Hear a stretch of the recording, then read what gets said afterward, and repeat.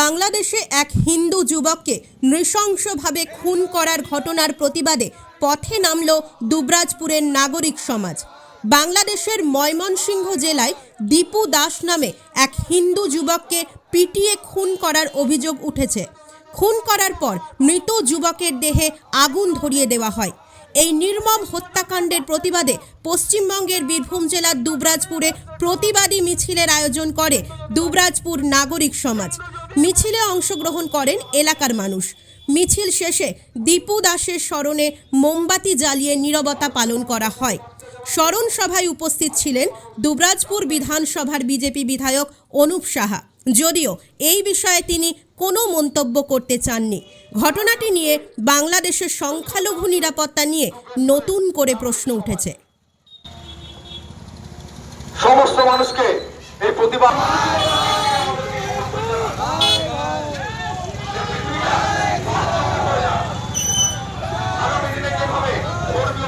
রয়েছে, তার বিরুদ্ধে প্রতিবাদ সভা।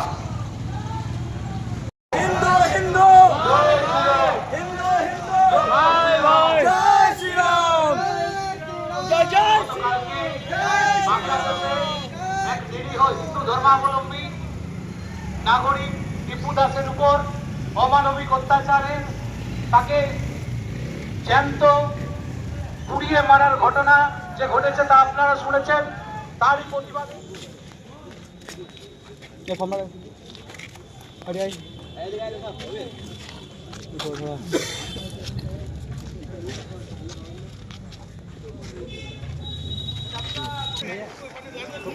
রেডি 1 2 3।